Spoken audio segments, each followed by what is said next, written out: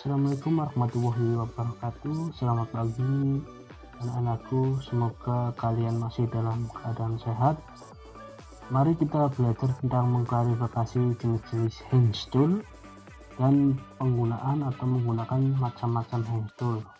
Sebelum kita masuk ke pembelajaran, marilah kita berdoa di rumah masing-masing agar ilmu yang didapat bisa bermanfaat. Berdoa mulai. Selesai. Oke, kita lihat ke materi. Mengklarifikasi jenis-jenis hand tool. Yang pertama itu ada alat tangan. Hand tool itu alat tangan, berarti alat yang dalam penggunaannya hanya mengandalkan tenaga manusia tanpa tenaga yang lainnya, contoh tenaga listrik dan sebagainya tanpa. Jadi hand tool itu menggunakan alat tangan, hand tool, alat tangan ya. Macam-macam hand tool, yang pertama ada kunci pas ya, ada kunci ring, ada kunci pas ring, ada kunci shock segi 6 ganda, ada kunci busi, ada kunci roda, kunci allen, adjustable, obeng, scrap, disc, filler disc, tang potong, palu konde, plastik, hammer dan lainnya ya. Itu macam-macam hand tool. Mari kita lihat ke rinciannya ini. Yang pertama ada kunci pas, yaitu kunci pas itu ada 3 macam kunci pas ya. Ada kunci pas mempunyai diameter dalam pada salah satu sisi saja, ini namanya kunci pas. Ada kunci pas yang mempunyai diameter dalam berbeda pada masing-masing sisinya berbeda-beda. Misal di sini ukuran 12, di sini ada 14. Dan ada kedua diameter dalam kunci pas tersebut adalah sama besar, ukurannya sama besar. Misal di sini 12, di sini ukurannya 12. Itu macam-macam kunci pas, jadi ada 3 macam ya. Nah, itu. Selanjutnya ada kunci pas itu tersendiri. Contoh penggunaan kunci pas yang benar itu posisinya harus pas ya, harus pas atau tepat ke bagian bautnya. Tidak boleh pemasangannya itu longgar seperti ini contohnya, nanti akan berakibat kepala bautnya itu selek atau rusak. Dan kunci pas tidak boleh disambung. Misal kamu lepas baut tapi terlalu kencang, disambung biar momennya kuat, itu nggak boleh ya, karena sudah ada ukurannya masing-masing. Jikalau misal ada baut yang terlalu keras, jangan menggunakan kunci pas, menggunakan kunci yang lainnya. Itu tidak boleh disambung juga, menggunakan pipa nggak boleh. Itu kunci pas ya. Selanjutnya di sini ada penggunaan kunci pas. Ini contohnya seperti ini. Jadi harus lurus ya, harus tepat sesuai dengan ukurannya. Misal ukuran bautnya ukuran 12, ya berarti menggunakan kunci pas yang 12. Tidak boleh menggunakan kunci pas yang 14, 17, itu tidak boleh. Jadi harus sesuai dengan ukurannya. Selanjutnya ada kunci ring. Ini berfungsi untuk mengendorkan dan melepaskan ya, atau mengeraskan atau memasang mur atau baut. Nah, ini kelebihannya dapat memegang mur atau baut pada semua sisi segi 6 sehingga lebih kuat. Makanya ketika kalian mau melepas baut itu menggunakannya yang tepat, menggunakan kunci ring dibandingkan kunci pas. Kalau kunci pas untuk apa Pak? Kunci pas itu untuk ketika sudah kendor itu dilepas bautnya. Tapi kalau masih kencang itu disarankan menggunakan kunci ring. Paham dah? Berarti artinya ketika kita mau lepas baut yang belum pernah dilepas, disarankan menggunakan kunci ring dahulu. Baru kalau sudah kendor, biar pekerjaannya lebih cepat, diganti menggunakan kunci pas. Jadi seperti itu ya. Untuk ukurannya di sini kunci ring ada 8, 9, ada 8 di sini, 9, ada 10, ada 12, ada lagi yang 12, 14, ada lagi yang 14, 17 dan lainnya. Itu kunci ring ya. Selanjutnya ini penggunaannya, jadi harus sesuai ukurannya. Kalau misal bautnya ukuran 12, saya menggunakan kunci ring yang 12. Itu. Selanjutnya di sini ada kunci kombinasi atau kunci passring ya, atau kunci passring. Ini berfungsi mengendorkan dan melepas atau mengeraskan atau memasang mur dan baut. Sama fungsinya kayak tadi ya. Cuman di sini itu pekerjaannya lebih mudah. Misal kalian mau ngepas ya, mau mengendorkan dulu pakainya kunci ringnya, mau lepasnya diganti pakai kunci pasnya, seperti itu biar pekerjaannya lebih cepat. Namanya apa lagi? Kunci kombinasi ya, bagus. Selanjutnya ada kunci shock. Kunci shock biasa berfungsi untuk mengendorkan dan melepas atau mengeraskan atau memasang mur dan baut. Untuk kelebihannya dapat untuk mengeraskan atau memasangkan mur baut dengan kunci momen ukuran. Nah, ini ada ukurannya. Jadi kunci shock ini lebih kuat lagi dibandingkan kunci ring tadi ya, lebih presisi lagi. Kalau misal kalian menggunakan baut atau mau melepas baut ukuran 17 ya, disarankan menggunakan kunci shock kalau ada ya, dibandingkan kunci ringnya. Jadi seperti itu. Jadi kalau misal bautnya lebih keras lagi diganti menggunakan kunci shocknya ya, itu seperti itu dibandingkan kunci ring tadi. Apalagi kunci pas, baut yang sangat kencang disarankan menggunakan kunci shock ya. Shocknya nggak ada pak ya, menggunakan kunci ring yang tadi. Ringnya nggak ada ya, baru menggunakan kunci pas. Tapi tidak disarankan ketika melepas baut yang pertama menggunakan kunci pas, itu seperti itu. Ini ada kelengkapan kunci shock. Yang pertama ada engkol percepatan ya, engkol percepatan. Engkol percepatan atau speed brake digunakan untuk melepaskan dengan cepat baut atau mur yang sudah kendor. Kalau sudah kendor dilepaskan bisa dengan cepat. Caranya bagaimana? Ini di tengah dipegang ya, yang di atas dipegang, misal di sini atasnya, ini bawahnya ya. Kalau penggunaannya ini diputer kalau sudah kendor. Tapi kalau masih kenceng gimana pak? Ya tidak bisa. Kalau masih kenceng ya nanti susah lepasnya ya. Jangan menggunakan ini, menggunakan alat yang lain. Lalu di sini ada ratchet. Bentar. Nah, ini ada ratchet. Ratchet digunakan untuk melepas dan memasang baut yang dalam keadaannya longgar tanpa harus melepas kunci shock dari kepala bautnya. Itu ratchet ya. Penggunaannya bagaimana? Penggunaannya tinggal dimasukkan shocknya lalu digunakan, digerakkan ke kiri ke kanan, ke kiri ke kanan. Kalau misal kita mau lepas baut ya puterannya ke kiri, kalau mau memasang baut puterannya ke kanan, seperti itu ya. Selanjutnya ada batang geser T atau sliding T-bar. Ini digunakan untuk mengendorkan sebuah mur atau baut yang sangat kencang.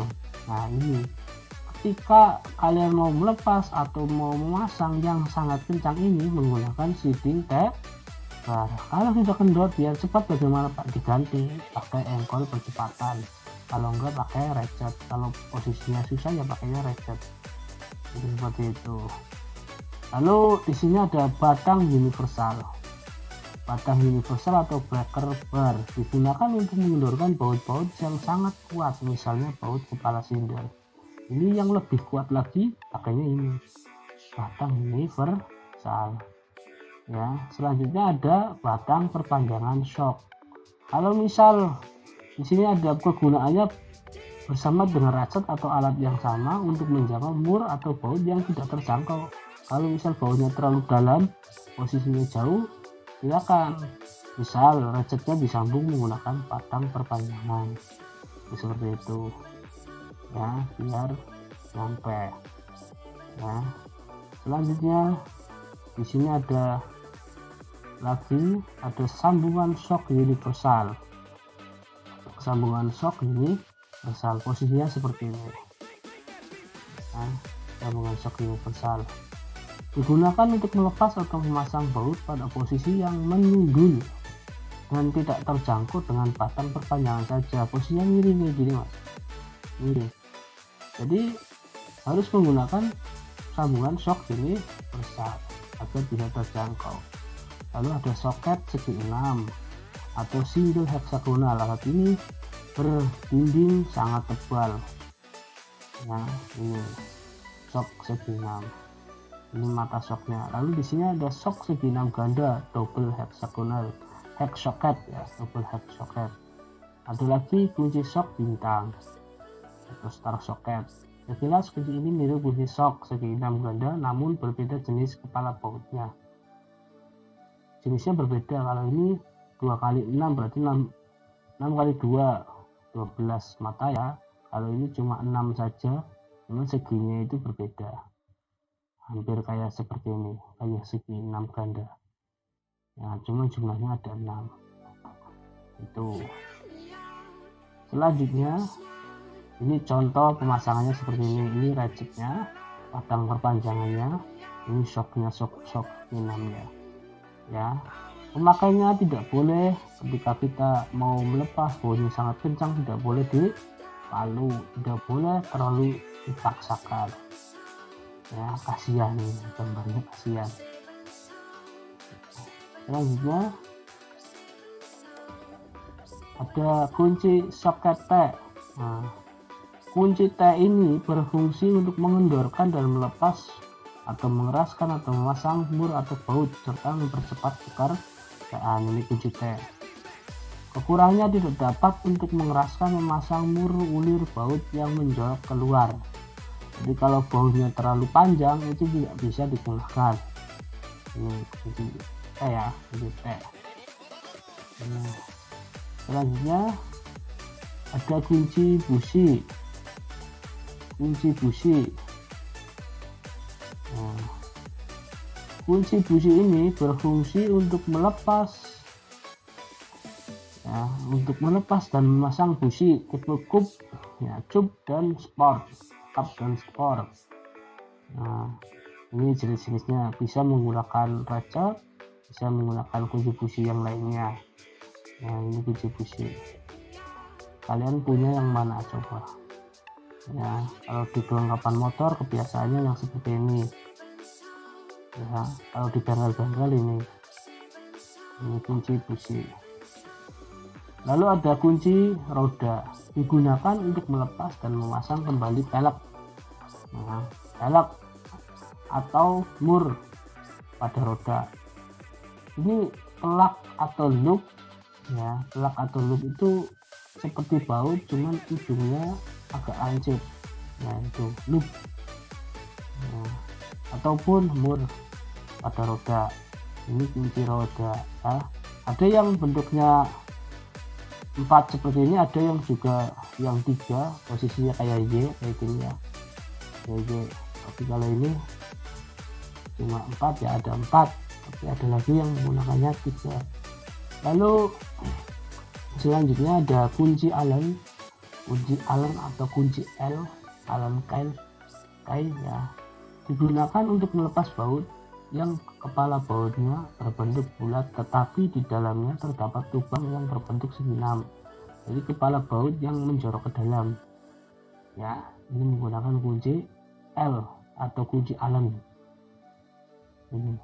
Ini ada ukurannya ya, ada yang 1,5, ada yang 2, ada yang 4, ada yang 5. Biasa yang sering digunakan ukurannya 5 yang sering digunakan.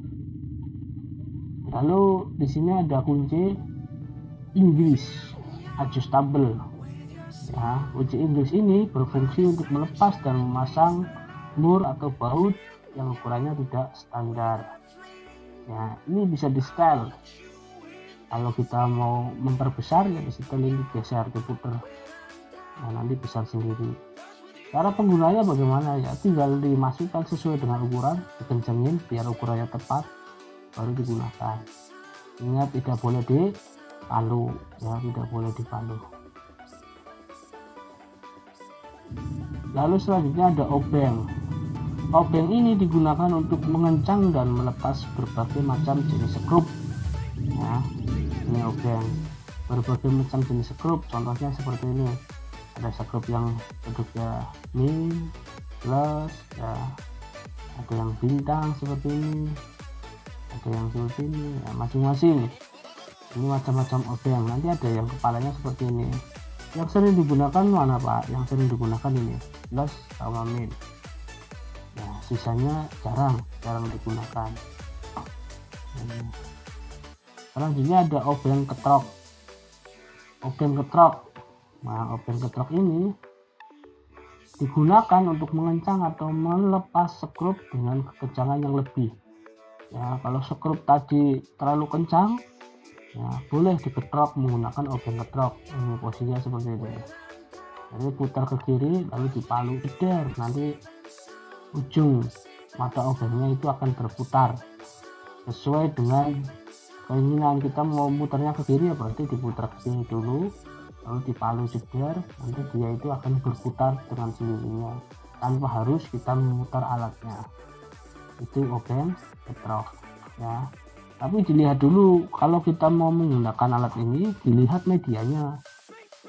Nah, jangan sampai kita mau ngetrok tapi posisinya ya atau medianya itu plastik, bodinya itu plastik. Jadi ketika diketok pecah nanti hasilnya.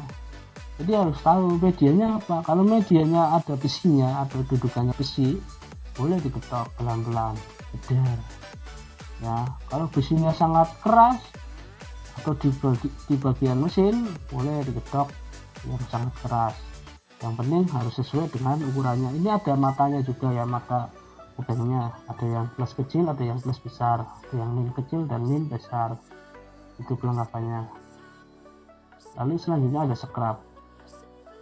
Nah, scrap ini berfungsi untuk melepas material gasket atau menempel pada komponen sebelum komponen dipasang kembali. Kalau kita misal mau overhaul, sudah overhaul ya, dibongkar, lalu gasketnya atau perpaknya ini dibersihkan menggunakan scrap. Disusruk ya, susruk. Ini menggunakan scrap sampai bersih, lalu sudah dipasang dengan ya, sesuai dengan ketentuannya. Dipasang lagi gasketnya, ya, lalu dipasang ke medianya. Ya, seperti itu. Jadi jangan sampai gasket itu ketika sudah dibongkar, gasketnya sobek lalu langsung dipasang lagi, nanti olinya bocor, percuma terus mesin ya kalau olinya bocor lagi. Lalu selanjutnya ada tang potong. Tang potong ini berfungsi untuk memotong benda kerja ya, untuk memotong benda kerja. Ini di sini ada benda kerjanya. Ya, benda kerjanya contohnya apa? Kabel ya, dan yang lainnya. Ini tang potong.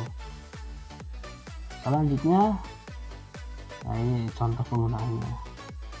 Selanjutnya ada tang kombinasi. Tang kombinasi itu berfungsi untuk memegang pipa ya, atau melilit kabel atau memotong kabel. Ini bisa tiga-tiganya ya. Memotong juga bisa ya, memegang kabel juga bisa, untuk melilit juga bisa. Ini namanya tang kombinasi atau combination filler. Lalu ada tang cucut. Tang cucut ini berfungsi untuk membengkokkan dan membentuk kabel atau lembaran besi lunak. Membengkokkan ya, membengkokkan kabel atau besi lunak. Ini tang cucut. Lalu selanjutnya ada tang sambungan slip joint filler. Ini berfungsi untuk mengencangkan komponen-komponen kecil atau bisa diperbesar untuk mengencangkan komponen-komponen yang lebih besar. Ini bisa di setel ya. Kalau benda yang mau dijepit itu kecil, ya setel yang kecil. Tapi kalau yang besar, setel yang besar. Caranya bagaimana? Ini tinggal digeser. Mau yang kecil apa yang mau besar. Lalu ada tang air. Ini berfungsi menjepit benda bundar atau bengkok ya, dengan sangat kuat. Nah, ini juga bisa di setel. Kalau bendanya besar, ya digeserin ke bawah sini. Bendanya kecil ya ke atas. Ya, seperti itu. Ya, ada tang buaya. Digunakan sebagai skrup atau bangku portable berukuran kecil untuk menahan komponen yang dilas. atau diruncingkan, dibongkar atau dipotong. Jadi kalau kita pengen melas, pengen jepit ya boleh menggunakan ini tang buaya. Kalau sudah nangkep ya sudah kenceng banget, nggak usah dipegang terus, lepas aja nggak kenceng. Sekarang lepasnya bagaimana? Ini bagian sini, ini kan ada dua ya.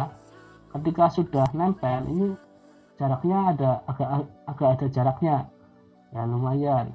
Kalau kita mau ngelepas ya ini ditempelin seperti ini, nanti terlepas sendirinya. Itu tang buaya. Selanjutnya ada tang sirkuit dalam, internal sirkuit ya. Ini digunakan untuk melepas atau memasang internal sirkuit yang digunakan untuk menahan beberapa guidon atau pin dalam piston. Contohnya seperti ini. Ini dimasukkan, ujungnya ditekan, nanti itu akan mengecil baru ditarik ya. Kalau menggunakan tang biasa nggak bisa, harus menggunakan tang ini, tang sirkuit. Lalu ada sirkuit luar, tapi sirkuit dalam. Nah, ini bedanya ya. Sirkuit dalam itu ketika ditekan, ini akan ke dalam, akan nempel ya. Tapi kalau sirkuit luar ketika ditekan ini akan keluar, yang tadinya nutup akan membuka. Itu sirkuit luar. Alat ini digunakan untuk melepas memasang eksternal sirkuit seperti yang akan digunakan untuk menahan bearing pada shaft. Ya, ini contohnya seperti ini ya. Selanjutnya ada palu kulit atau round head hammer untuk memukul permukaan benda yang sangat halus atau bahan-bahan lunak tanpa mengakibatkan kerusakan. Palu kulit, itu ujungnya kulit ya. Lalu ada palu karet untuk memakai pemakaian seperti pemasangan ban. Ini boleh palu karet, ujungnya karet ya. Lalu ada plastik hammer, palu plastik. Ini berfungsi untuk memukul benda dari bahan lunak atau keras tanpa merusak komponen yang dipukul. Ini ujungnya plastik, tahu ya, plastik atom ya, bahannya plastik. Selanjutnya ada palu kuningan, bahannya kuningannya, ujungnya berfungsi untuk memukul benda bahan logam keras tanpa merusak komponen yang dipukul. Ini ujungnya kuningan. Lalu ada palu konde atau palu besi, berfungsi untuk memukul benda dari bahan logam yang keras dibantu dengan alat perantara. Nah, ditutup. Kalau kita memukul besi ya harus ditutup dulu itu besinya. Tapi kalau kita yang dipukul paku ya nggak usah ditutup, langsung aja didor seperti itu ya. Ini cara pemakaian palunya, jadi harus pas ya. Lalu selanjutnya ada thread gauge. Thread gauge ini digunakan untuk mengidentifikasi thread gauge atau jenis ulir pada baut yang tidak diketahui. Ini ada ukurannya mas.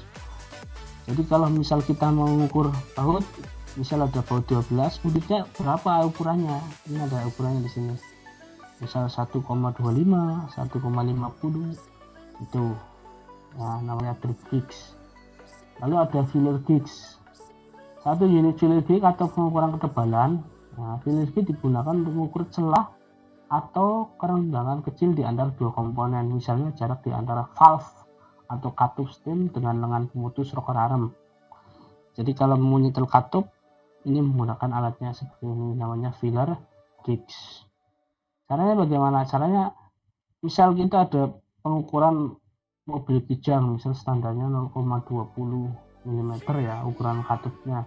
Jadi cari yang 0,20 mm baru dimasukkan, harus sesuai dengan ukuran. Kalau misal terlalu kendor ya dikencengin, seperti itu. Terlalu kencang ya dikendorin. Ini filler gauge. Nah, cukup sekian ya, sudah selesai. Jadi barangkali kalian mau tanya silahkan komentar di YouTube ini saja. Nanti kalau misal ada yang ditanyakan, pertemuan selanjutnya kita bahas pertanyaan tersebut ya. Ingat, silakan ditonton videonya dengan baik, semoga ilmunya bermanfaat. Terima kasih, saya akhiri. Wassalamualaikum warahmatullahi wabarakatuh.